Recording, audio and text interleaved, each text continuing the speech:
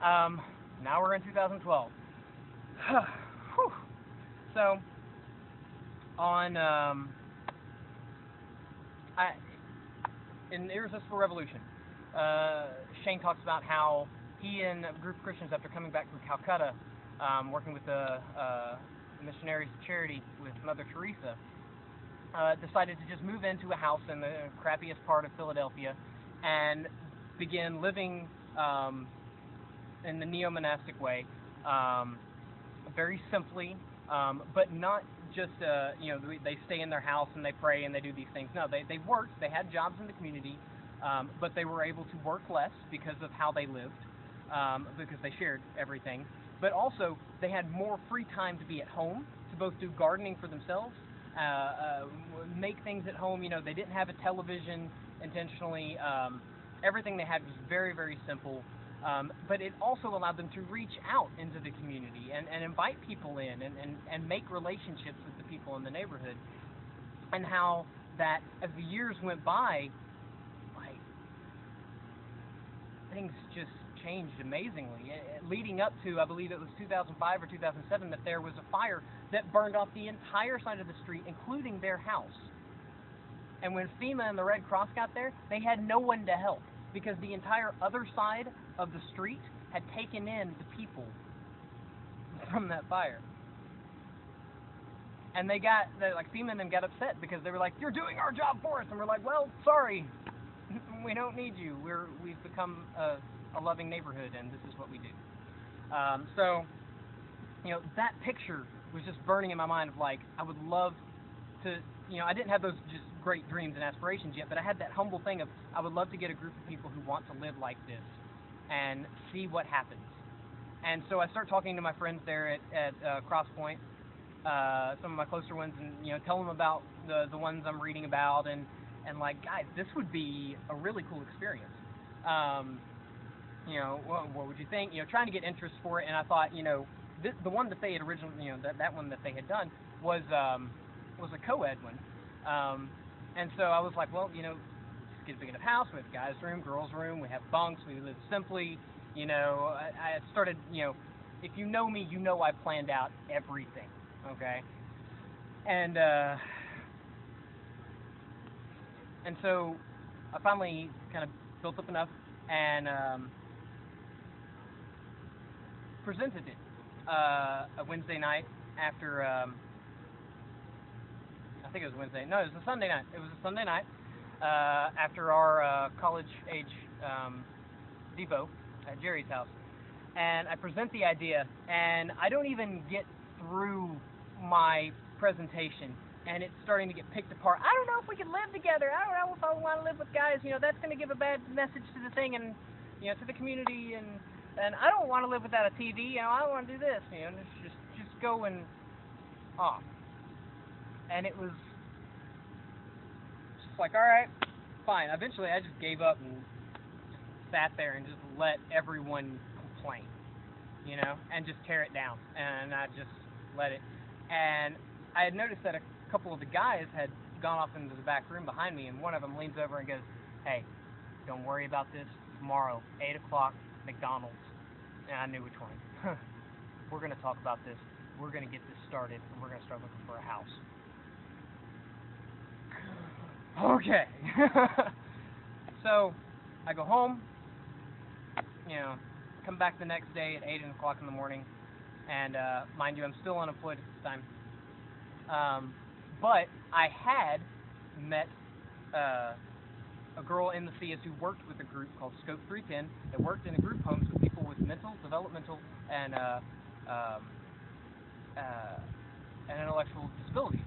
And I had applied on her, recommendation, but still unemployed.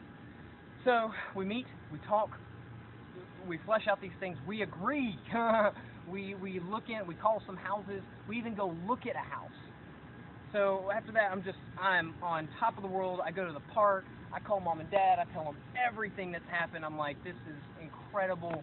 I'm so excited. I don't know what's going to happen. This is good. And, I get off the phone with them, and I'm just like, okay, All right, I'm gonna go read. I'll go to the mall and sit in the food court and read because I didn't want to drive all the way back to the 30 minutes back to Memos, and then just to come back later to see some of my friends, the ones that I'd met with earlier. And so I go to the mall and I sit in the food court, and at the time I've got the military jacket that I had, and it had a couple pins on it, and I had just painted Jesus was homeless on the back, coming from the Irresistible Revolution, where Shane wore that shirt that said that and made a shirt and wore it to a trial where they were being arrested for feeding. Let's see, it was either feeding the homeless or sleeping with the homeless, because they've been arrested for both. And sleeping with, bad term, sleeping in public, because they had banned sleeping in public. Okay. There's a whole story with that. Read the book. It's excellent. I assure you it's worth it. Anyway, so I'm sitting there reading Follow Me to Freedom, which is also by Shane Claiborne and John Perkins, who is a civil rights leader who stood alongside those like Martin Luther King Jr. Amazing man with some beautiful insight. So I'm reading that, and I've got coffee I'd got coffee from the shop down there, and I need a refill, so I pack up my things. And I start praying as I'm walking back, and I'm like, this isn't, kind of like the Francis Chan thing, this isn't really what you want me to be doing right now. If you want to throw someone at me to talk about God, to talk about you, go ahead. I'm on top of the world right now. Just throw someone at me. And I go to get my coffee, I come back, I sit down, put my coat, and I open my book, and this guy walks up. And he's like, "Hi, how's it going?" "Good. How are you?" "Oh, I'm good." He's like, what brings you to Florence?" I was like, well, a bunch of random, seemingly isolated incidents that turned out to be God. Excellent. And he sits down. That's what he said. Sorry. This whole, doing dialogue thing is interesting. And we begin sharing, kind of our current spiritual things. And he tells me about the ARK, ARK. It's a non-denominational church downtown that at that time was having a 24/hour worship and praise for the entire month of January, meaning their doors were unlocked and you were welcome at any point to come in. There were going to be, sometimes there were going to be bands playing, sometimes there was just going to be prayer, sometimes there was going to be revival, sometimes people were just sitting and hanging out, but it was always open for people to come in and pray and do whatever and be around people. And he eventually had to leave, and he gives me a hug, and he's just like, wow, and he leaves, and I just sit down and I puddle again. And I'm just like, I just asked for that to happen, and it happened. I got nothing. And I was like, I can't even read. My mind is so far gone, I can't read. Where am I gonna go? Walmart. I don't need anything at Walmart. I guess I could go to the bookstore, or the Christian bookstore, or the Books A Million, but I went there just yesterday in between church, and there's really nothing I need to look at Walmart.